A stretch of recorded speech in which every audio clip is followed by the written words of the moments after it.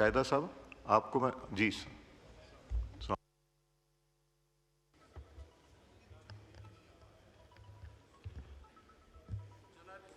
बिस्मिल्लाहिर्रहमानिर्रहीम।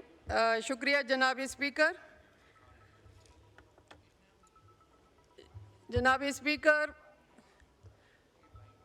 बजट 2025-26 पेश किया जा चुका है और बजट स्पीच पे आने से पहले एक जुमला ज़रूर कहूँगी कि ये बजट उसी तरह IMF के इशारियों के इर्द गिर्द घूम रहा है जिस तरह अपोजिशन इस एक माइक के गिर्द घूम रही है। तो फिर मैं क्या तसल्ली रखूं कि जो बजट में हम तजावीज़ देंगे, क्या वो तजावीज़ मानकर इस बजट का हुलिया कुछ बेहतर बनाया जा सकेगा, या जो मसाइल जिन मसाइल का सामना है आवाम को वो बेहतर हो सकेंगे। क्योंकि पिछले एक हफ़्ते से तो हमारे माइक जो है वो ठीक नहीं किए जा रहे, तो फिर मैं क्या तसल्ली रखूं, या इसकी क्या गारंटी है कि इस बजट में हमारी तजावीज़ को सामने रख के या मलहूज़े खातिर रख के बजट को कुछ बेहतर बनाया जाएगा। जनाब स्पीकर, बजट से पहले ईरान इसराइल का जो तनाज़ा है, हम इसकी सख्त मज़म्मत करते हैं। काबिल मज़म्मत है कि जिस तरह ईरान पे हमला किया गया और इस वक्त इस की सेंसिटिविटी और हसासियत को समझते हुए तमाम मुस्लिम ममालिक को उम्मत मुस्लिमा बन के आगे बढ़ना होगा, क्योंकि हम एक कुरान के मानने वाले हैं, एक कलमे के मानने वाले हैं, हमारा एक काबा है और हम रब के मानने वाले हैं। नस्लें बनती हैं रंग से, ज़ुबान से। यहाँ पर हमें उम्मत मुस्लिमा जब तक मुत्तहिद नहीं होगी, ये मुट्ठी भर इसराइल, कभी सीरिया, कभी इराक, कभी लबनान और अब ईरान की बारी आ गई है। इसके लिए हमें मिल के मुत्तहिद हो के आगे बढ़ना होगा। जनाब स्पीकर, बजट में जो फैक्ट एंड फिगर दिए गए हैं और जो GDP का नक्शा पेश किया गया है वो है तो बज़ाहिर खुशनुमा, लेकिन अगर मैं माशी लिहाज से देखूं या उस आवाम की हालत देखूं तो उस पर उनकी हालत ज़ार पे रोना आता है कि जो तबका पावर्टी लाइन से बिलो है उसकी हालत ज़ार तो बद से बदतर होती जा रही है। जनाब स्पीकर, अगर आवाम ने अपने लिए कोई रिन्यूएबल एनर्जी का सोर्स ढूंढ लिया है और सोलर के तहत सूरज की रोशनी अपने लिए बना रहे हैं और एनर्जी की ज़रूरियात पूरे कर रहे हैं, तो हुकूमत ने उस पर भी 18% टैक्स लगा के वो सुकून भी छीनने को कोशिश की जा रही है। कभी ग्रॉस मीटरिंग, कभी नेट मीटरिंग, और ये पॉलिसी क्यों इतनी मुतज़लज़ल है और क्यों बेयकीनी की सूरत हाल है, जबकि हुकूमत खुद कॉन्ट्राडिक्शन कर रही है कि एक तरफ क्लाइमेट चेंज का नारा लगा के हाइब्रिड पे टैक्स लगा देती है, कार्बन लेवी पे अब कार्बन लेवी लगाई जा रही है, पेट्रोलियम लेवी तो पहले से ही है। तो ये यहाँ पे बहुत बड़ा कॉन्ट्राडिक्शन है। हुकूमत इसको ज़रूर देखे कि इस तरह वो गरीब आवाम, वो आप ज़रूरी नहीं है कि वो पूरे एक इंडस्ट्री पे सोलर लगा रहे हैं या घरों पे लगा रहे हैं। एक पैनल लेके एक गरीब किसान अपने लिए भी ज़मीनों में जाके कुछ रोज़गार कमाने के लिए ये सिस्टम करता है। तो हुकूमत को ज़रूर इस पे देखना चाहिए कि ये सोलर पे जो टैक्स है इसको ज़रूर ख़त्म किया जाए। जनाब स्पीकर, तालीम और सेहत का बजट जितना रखा गया है वो बिल्कुल नाकाफ़ी है। हम तो सोच रहे थे कि शायद जो उड़ान पाकिस्तान के नाम से प्रोजेक्ट आएंगे तो उसमें जो ह्यूमन डेवलपमेंट का इंडेक्स है वो ज़रूर हाई होगा। जब तक कि आप तालीम और सेहत का बजट टोटल 4% GDP का नहीं होगा, ये नाकाफ़ी है, क्योंकि रिसर्च तो ऑलरेडी यहाँ पे हमारा उस तरह नहीं हो रहा जिस तरह के होना चाहिए। सेकेंडली, जो तालीमी निज़ाम है उससे हम अपनी बेरोज़गारी और बढ़ा रहे हैं। हमें कोई तालीम का एक मुकम्मल नक्शा चेंज करना चाहिए और एक स्किल्ड वर्कर हमारा नौजवान हो कि वो अपने लिए खुद रोज़गार पैदा कर सके, क्योंकि सरकारी तौर पे जो पेंशन की इस्लाहात हैं नाकाफ़ी हैं और जो देख रहे हैं वो बिल्कुल डिस्करेजिंग एटीट्यूड है टुवर्ड्स द यूथ के लिए। यहाँ पे बजट में तो रखा गया है कि हम लोन देंगे, स्कीम देंगे, फैसिलिटेशन करेंगे, लेकिन अफसोस के साथ कहना पड़ता है कि जो बजट दिया जाता है उसकी शफाफियत नहीं होती। हमें नहीं पता वो कौन सा यूथ है जो इससे मुस्तफ़ीद होता है। तो इसके लिए ट्रांसपेरेंसी बहुत ज़रूरी है। अगर आप यूथ को लोन देते हैं तो उसका तरीक़ाकार भी आसान बनाया जाए। अगर यूथ की बात की जाए तो 60% यहाँ पे हमारे वो नौजवान हैं जो कि डिग्रियाँ लेके हाथ में फिर रहे हैं। 119% पिछले साल ब्रेन ड्रेन हुआ है, बाहर गए हैं। हमारे मुल्क में कोई वो फैसिलिटी नहीं दी जा रही, नौजवान जो है वो मायूस होता जा रहा है।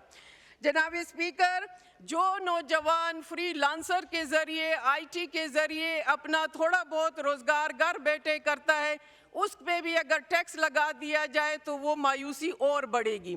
मेरी तो यहाँ पे बजट के हवाले से एक सजेशन है कि जहाँ पे हुकूमत एक बिटकॉइन के हवाले से कैश लेस और पेपरलेस मनी की तरफ बिटकॉइंस को लेके जा रहे हैं, कौंसल बनाई गई है और इंसेंटिव लिए जा रहे हैं, तो उसके लिए एक प्रॉपर मैकेनिज़्म और पॉलिसी होनी चाहिए ताकि उसका अंजाम उस तरह ना हो जिस तरह के सीएनजी पंप तो लग गए लेकिन CNG provide gas, natural gas की प्रोविज़न नहीं है और अल्टीमेटली वो बंद होने पड़े। क्योंकि बिटकॉइंस ऐसा कोई मामूली काम नहीं है कि उसके लिए आप कोई एक घर में एक नौजवान बैठे, उसके लिए पूरा इंफ्रास्ट्रक्चर होना चाहिए। आपकी इंपोर्ट उससे बढ़ेगी, बजाय ये कि हम एक्सपोर्ट बनाएं और ट्रेड डेफिसिट को कम करें। बिटकॉइंस का अगर आप करेंगे तो पहले आपको इंपोर्ट करना पड़ेगा चीज़ों को। और जहाँ पे कहा जाता है कि 2000 मेगावाट इलेक्ट्रिसिटी सरप्लस है और हम बिला तातुल इस पॉलिसी को लेके आगे जाएंगे और बिटकॉइंस को देंगे, तो फिर वो बिजली लाइन लॉसेस, आईपीपीज और उन पे तो कोई टैक्स नहीं लगा, लेकिन वो अल्टीमेटली उस कंज्यूमर को पे करने पड़े। वो एक्स्ट्रा एनर्जी आवाम को क्यों नहीं मिल रही? मेरा कहने का मतलब ये है कि जो भी पॉलिसी बनाए, अगर हुकूमत समझती है कि वो बेहतर है तो उसके लिए पहले एक बेहतर जामे पॉलिसी होनी चाहिए। इससे बेहतर तो मेरी एक सजेशन है, अगर हुकूमत उस पर अमल दरामद करे कि आप आईटी में नौजवान को पेपाल के हवाले से एक रिकग्निशन दें। वो हुकूमत का काम है कि वो पेपाल को रिकग्नाइज करें। तमाम कंट्रीज़ में हो चुका है, यहाँ पे भी होगा, तो वो नौजवान बेहतर तरीके से ख़ुद जो है वो रोज़गार पैदा करेगा और तिजारत कर सकेगा। तो इसकी पॉलिसी पे भी गौर किया जाए और रिकग्निशन के लिए कोई जामे हिकमत अमली हुकूमत अगर बना ले तो ज़्यादा बेहतर होगा। जनाब स्पीकर, यहाँ पे जो स्मॉल बिजनेस है, ऑनलाइन घर बैठे कुछ ख़वातीन आफ्टर द कोविड करती थी, अब उन पे कोरियर की मद में 2% एक्स्ट्रा टैक्स लगाया जा रहा है। इसका मतलब है कि हम वो स्मॉल बिजनेस जो हैं वो भी डिस्करेज या तनज़्ज़ुली की तरफ जाएंगे, क्योंकि अल्टीमेटली आप जिस कंपनी पे भी टैक्स लगाएंगे वो ख़ुद पे नहीं करेगा, वो आवाम से लेगा। तो इसका भी एक मुतबादल सिस्टम होना चाहिए। जनाब स्पीकर, डिफेंस के हवाले से बात हुई, बिल्कुल पाक इंडिया का जो तनाज़ा आया और जिस तरह हमारी अफवाज ने बहादुरी का मुकाबला किया, तो उसके तो हम सब मद्दाह हैं। और इसमें ज़्यादातर रोल जो है उन शाहीनों का है, उन जीडी पायलट्स और फाइटर पायलट्स का है कि जिन्होंने बरवक्त कार्रवाई की और पाकिस्तान की आवाम को महफूज रखा और अपनी जानों का नजराना पेश किया। यहाँ पे स्पेशल अलाउंस की बात तो तमाम अफवाज के लिए की जा रही है, बिल्कुल होनी चाहिए, लेकिन मैं हुकूमत से ये मुतालबा करती हूँ कि जो शाहीन, जो फाइटर पायलट्स हैं, जिनकी वजह से ये तमाम जो हमारा जंग का एक मंजर था वो अमन में बदल गया, उनके लिए एक स्पेशल रिस्क अलाउंस का ज़रूर ऐलान किया जाए, और वो चंद एक हैं। उनकी परसेंटेज इतनी ज़्यादा नहीं है जितना कि तमाम फ़ौज को अगर हम देखें तो उसकी परसेंटेज बहुत थोड़ी है। उनके लिए जो आज का रिस्क अलाउंस है वो सिर्फ 14,000 है। 14,000 किसी भी कीमती जान के लिए बहुत कम है। उस पर ज़रूर ध्यान दिया जाए और इसका रिस्क अलाउंस स्पेशली उन शाहीनों के लिए बढ़ाया जाए। मैं आपसे एक सवाल कर सकता हूँ? जी जी। मुझे अगर मैं भूल नहीं रहा तो आपके साहबजादे भी पीएफ अपना एयरफोर्स में पायलट हैं? मेरे साहिबजादे अल्हम्दुलिल्लाह स्क्वाड्रन लीडर है, माशाअल्लाह, जीडी पायलट है और टॉप ग्रेजुएट है, और बुलारी में इस मिशन में शामिल थे। माशाअल्लाह जी। और आपको भी मुबारक और उनको भी मुबारक। खैर मुबारक, जज़ाकल्लाह। और हम सबको भी मुबारक अल्हम्दुलिल्लाह। तो कहने का मतलब ये है कि जब तक उनकी मेंटल सेटिस्फैक्शन नहीं होगी, ज़ाहिर माशी लिहाज से हर एक की एक ज़रूरत होती है, तो ये चीज़ें जो हैं मलहूज़े खातिर रखा जाए ताकि वो पीसफुली अपने काम सर अंजाम दे सकें। जनाब स्पीकर, यहाँ पे बिशप के हवाले से तो बात की गई है कि 716 अरब रुपए जो है वो बिशप के लिए रखे गए हैं, हर साल बढ़ते जा रहे हैं। बेनज़ीर शहीद, मोहतरमा बेनज़ीर शहीद का बड़ा अच्छा विज़न है था और उनकी पार्टी जो है उसको आगे लेके चल रही है। लेकिन इसमें मैं हमेशा से एक तजवीज़ देती रही हूँ कि पहले 99% जो ख़त गुर्बत से लोग थे इसमें शामिल थे। अभी जो पॉवर्टी लाइन एक आलमी बैंक की रिपोर्ट है उसके मुताबिक 44.7 लोग जो है वो ख़त गुर्बत से नीचे चले गए हैं। तो क्या बेहतर होगा कि बजाय ये कि एक तरफ तो हम बजट को बढ़ाते हैं, दूसरी तरफ लोग ख़त गुर्बत से नीचे चले जा रहे हैं। इसको देखने के लिए हमें चाहिए कि हम एक ग्रेजुएशन प्रोग्राम को आगे लेके जाएं ताकि जो लोग 2 वक्त की रोटी नहीं ले सकते उनके लिए तो ठीक है, आप कैश पैसे पेमेंट करें, लेकिन थोड़े बहुत जिनके हालात बेहतर होते हैं उसको इस नेट से निकाल के कोई मैन्युफैक्चरिंग यूनिट की तरफ लेके जाएं ताकि वो इस प्रोसेस से निकले और अपने लिए कुछ अपने सोर्स से कोई चीज़ पैदा कर सके, कारोबार बनाए, कोई भी व्हाटएवर अपने ज़रूरियात ज़िंदगी को पूरा कर सकें। पीएसडी की बात आती है तो पीएसडीपी में पिछले साल अप्रॉक्सीमेटली 1500 बिलियन तक रखे गए थे और टिल डेट जनाब स्पीकर ओनली 967 बिलियन रुपीस जो है वो यूटिलाइज हो चुके हैं। बाकी रिमेनिंग जो है तकरीबन 500 बिलियन जो है वो अनयूटिलाइज्ड है। 2 हफ्ते जून के रहते हैं। आप ख़ुद भी पीएससी को डील करते रहे हैं, मुख्तलिफ कमेटियों के कन्वीनियर भी रहे हैं।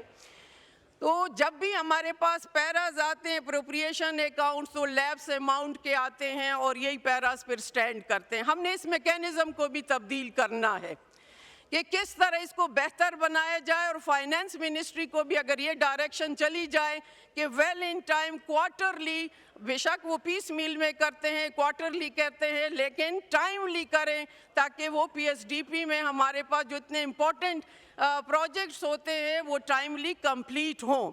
इस बार पीएसडीपी में सिर्फ 1000 बिलियन रखे गए हैं, लेकिन हेल्थ और एजुकेशन का मुझे कोई खातिर ख्वाह ज़्यादा हिस्सा नज़र नहीं आया। ह्यूमन डेवलपमेंट पे भी ज़रूर खर्च करने चाहिए।